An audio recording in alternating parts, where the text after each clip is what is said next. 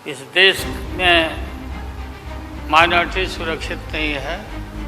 भाजपा हटाओ देश बचाओ, भा मने भाजपा, ज मने जलाओ और पा मने पार्टी। आज हमें बहुत दुख होता है कि आज हमारे देश के अंदर जो सरकार है, मोदी सरकार, मुझे लगता है कि आज़ाद भारत की सबसे भ्रष्ट सरकार और सबसे अहंकारी सरकार है। भारत सरकार एक आदमी के लिए काम कर रही है।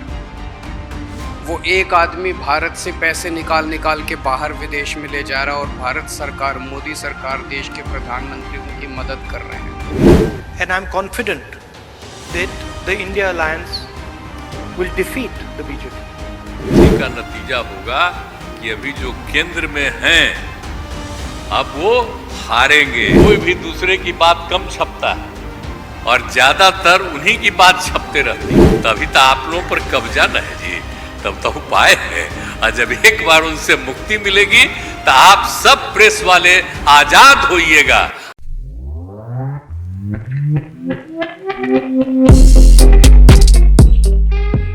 विपक्षी दलों के इंडियन डेवलपमेंट इंक्लूसिव अलायंस की बैठक आखिरकार समाप्त हो गई।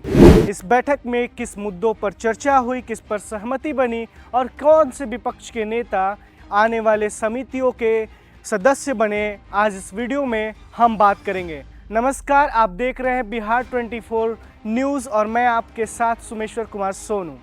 बता दें कि मुंबई में विगत गुरुवार से 2 दिनों के लिए विपक्ष की बैठक आयोजित किया गया था। इनका एक ही उद्देश्य कि आगामी लोकसभा चुनाव में भाजपा के विरुद्ध मिलकर उम्मीदवार उतारा जाए और चुनाव में जीत हासिल किया जाए।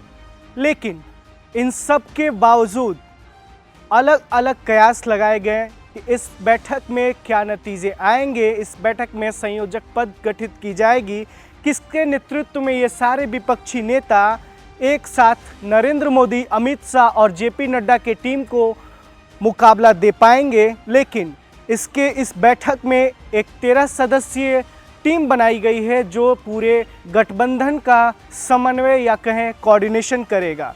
इस 13 सदस्यीय टीम में 2 सीएम और 2 डिप्टी सीएम शामिल हैं।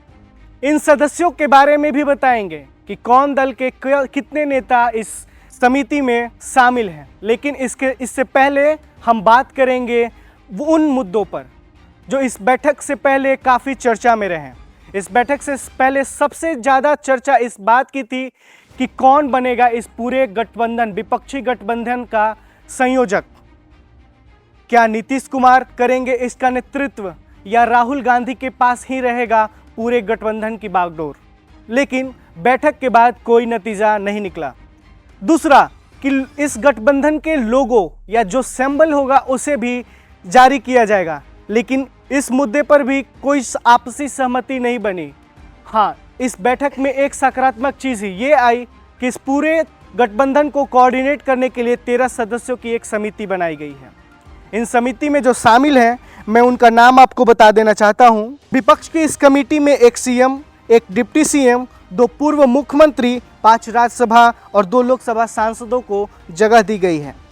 अगर पार्टी वाइज और नाम लेकर बताएं तो इस समिति में झारखंड के सीएम हेमंत सोरेन, बिहार के डिप्टी सीएम तेजस्वी यादव, जम्मू कश्मीर के 2 पूर्व सीएम उमर अब्दुल्ला, महबूबा मुफ्ती, 5 राज्यसभा सांसद केसी वेणुगोपाल, संजय राउत, शरद पवार, राघव चड्ढा और जावेद अली। वही लोकसभा से 2 सांसद इस समिति में शामिल हैं। बिहार से जेडीयू के राष्ट्रीय अध्यक्ष ललन सिंह और बंगाल के ममता बनर्जी के भतीजे और टीएमसी के उपाध्यक्ष अभिषेक बनर्जी। वही डी रजा सीपीआई और सीपीआई-एमएल के सदस्य भी शामिल हैं। इस समिति की घोषणा के साथ ये भी बताया गया है कि सीपीआई-एमएल से एक और सदस्य शामिल होगा और ये पूरे जो कोऑर्डिनेशन कमेटी है इसमें 13 सदस्य एकजुट हो जाएंगे। लेकिन विपक्ष की बैठक के बाद जब संयुक्त प्रेस कॉन्फ्रेंस आयोजित की गई, किस नेता ने क्या कहा, आप आइए सुनिए। हमने तो पशुपालन में कोई पैमाने शैतानी भ्रष्टाचार नहीं किया जो भ्रष्टाचार नरेंद्र मोदी कर रहे हैं, करा रहे हैं। and I'm confident that the India Alliance will defeat the BJP. हमारी भारत सरकार एक आदमी के लिए काम कर रही है। वो एक आदमी भारत से पैसे निकाल निकाल के बाहर विदेश में ले जा रहा है और भारत सरकार, मोदी सरकार, देश के प्रधानमंत्री उनकी मदद कर रहे हैं। बहुत दुख होता है एक भारतीय होने के नाते। विदेशों में तो खबरें छपनी चाहिए कि भारत में ये अच्छा हो गया, भारत में वो, तब देश का नाम आगे बढ़ेगा। देश का नाम ऐसे थोड़ी आगे बढ़ेगा कि पूरी भारत सरकार एक आदमी के काम करने के लिए लगी हुई है। आज हमारे भारत का युवा रोजगार ढूंढ रहा है, पढ़ लिख के बीए करके, बीकॉम करके, बीएससी करके रोजगार ढूंढ रहा है। उसके पास रोजगार नहीं है और वो जब सरकार के पास जाता है तो पता चलता है कि सारी सरकार एक ही आदमी के लिए काम कर रही है। आप समझ लीजिए कि जितनी पार्टियां एकजुट होकर के काम कर रही हैं, तो आप अच्छी तरह जान लीजिए कि अब इसी का नतीजा होगा कि अभी जो केंद्र में हैं अब वो हारेंगे, अब वो जाएंगे, ये पक्का जान लीजिए। और अभी आपको बताया गया कि कैसे मीडिया पर ही कब्जा कर लिया है। कोई भी दूसरे की बात कम छपता है और ज्यादातर उन्हीं की बात छपते रहती है। कितना काम पहले हुआ है, अलग अलग राज्यों ने कितना काम किया है, दूसरे पार्टियों ने, उसका कम छपता है। ये कम करते हैं और ज्यादा छपता रहता है। तभी तो आप लोगों पर कब्जा न है जी, तब तो उपाय है। और जब एक बार उनसे मुक्ति मिलेगी तो आप सब प्रेस वाले आजाद होइएगा और जो आपको उचित लगेगा वही लिखिएगा और वही बोलिएगा। ये बहुत जरूरी है। बाकी अन्य खबरों के लिए हमारे साथ जुड़े रहें और देखते रहें बिहार 24 न्यूज़। चैनल को सब्सक्राइब करें, लाइक करें और शेयर बटन पर क्लिक करें। धन्यवाद।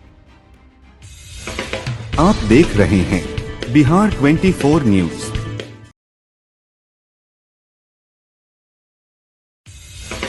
आप देख रहे हैं बिहार 24 न्यूज़।